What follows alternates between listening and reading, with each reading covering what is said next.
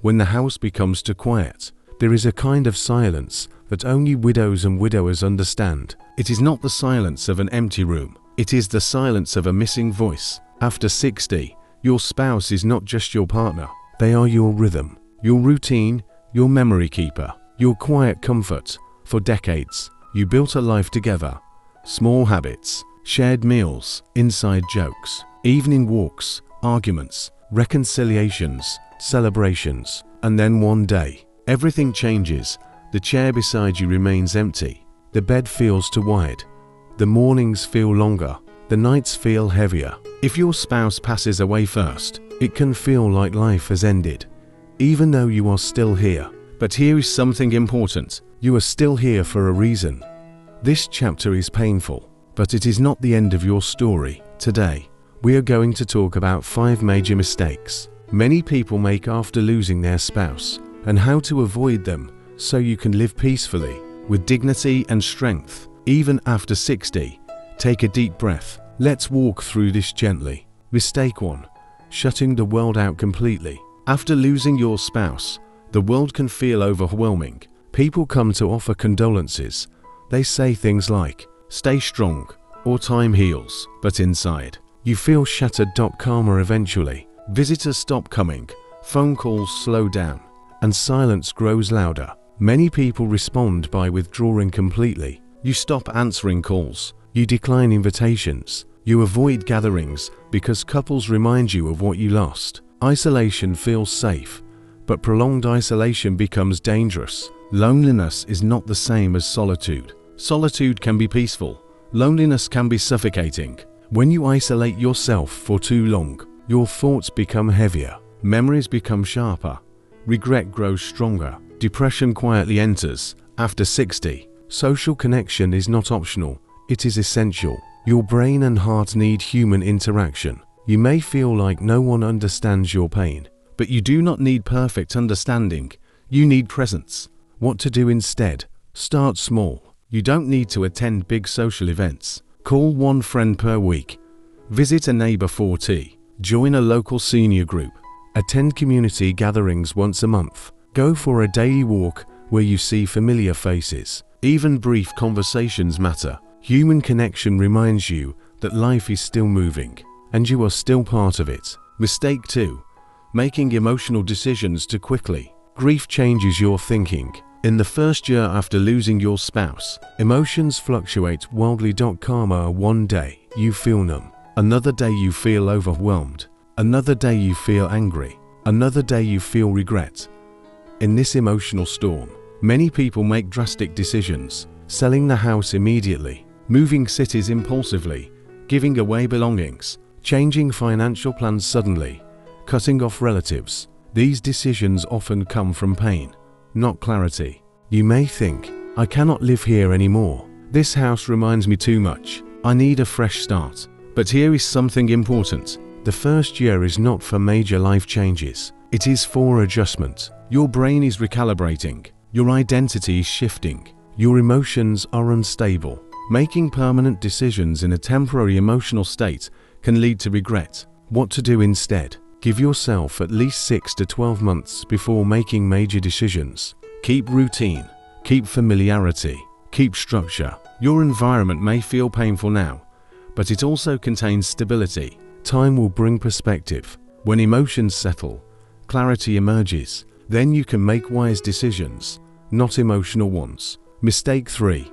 Neglecting your physical health. After losing your spouse, many people stop caring about themselves. You may skip meals because cooking for one feels pointless. You may overeat for comfort. You may stop walking because there is no one to walk with. You may ignore medical appointments. When your spouse was alive, they may have reminded you, "Did you take your medicine? Don't forget your appointment. Let's go for a walk." Now that voice is gone, but your body still needs care. After 60, health maintenance becomes more important than ever. Grief already weakens the immune system. Stress increases blood pressure. Sleep patterns become disturbed. Neglecting your health during this time multiplies risk. What to do instead? Create a simple health routine. Eat 3 small balanced meals daily. Drink enough water.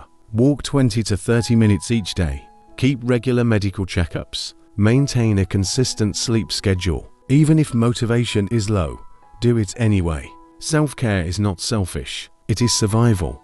And honoring your life honors your spouse's love. Mistake 4. Holding on to guilt. This may be the heaviest mistake. After your spouse passes away, your mind may replay memories repeatedly. You may think, I should have noticed earlier. I should have taken them to the doctor sooner. I should have been more patient. I should have said I love you more often. Guilt is common in grief, but guilt is not always truth. You did the best you could with the knowledge and strength you had at the time. No one is perfect. You were human, and love does not require perfection. If you continue feeding guilt, it becomes emotional poison. It prevents healing. It distorts memories. It steals peace. What to do instead? Replace guilt with gratitude. Instead of asking, what did I fail to do?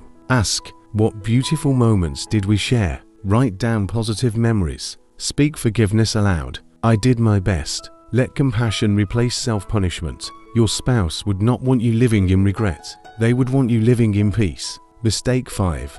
Believing your life is over. This is the most dangerous belief. After decades together, losing your spouse can feel like losing your purpose. Your role changes. Your identity shifts. You may feel, I was someone's husband. I was someone's wife. Now who am I?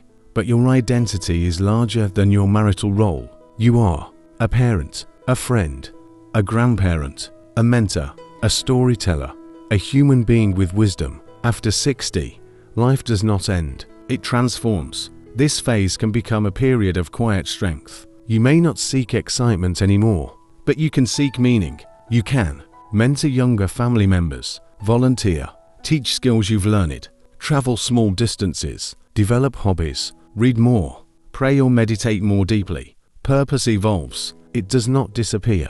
How to rebuild life after loss. Rebuilding does not mean replacing. It means adjusting. Start with routine.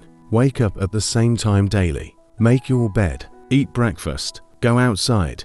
Keep small structure. Structure reduces anxiety. Next, create a memory corner. A photo, a letter, a watch. Honor love without drowning in sorrow. Talk about your spouse openly. Don't avoid their name. Sharing memories keeps love alive in a healthy way. Allow yourself to cry. Grief does not follow a schedule. Some days will be heavy, some days lighter. Healing is not linear. Be patient with yourself. Understanding the stages of grief. After 60, grief may feel different. There may be denial at first. This doesn't feel real. Then anger. Why did this happen? Then sadness. Deep, quiet sadness. Then acceptance. Not happiness, but understanding. These stages may repeat. That is normal. You are not weak for struggling. You are adjusting to a new reality, and adjustment takes time. Finding peace again. Peace after loss does not mean forgetting. It means remembering without breaking. One day you will wake up, and the silence will feel softer. You will smile at a memory instead of collapsing. You will sit peacefully and think, we had a beautiful life. And that thought will bring comfort. You may never move on, but you will move forward. And moving forward is courage. Final message. If your spouse passes away first, you are not broken. You are grieving. You are not weak. You are human. You are not alone. Many have walked this path before you and found strength they never knew they had. Your life still matters. Your story is still being written. And even after deep loss, there is still light ahead. Live gently. Live wisely, live strong, because love does not end with death. It transforms into memory, into strength, into quiet courage, and that courage is now yours.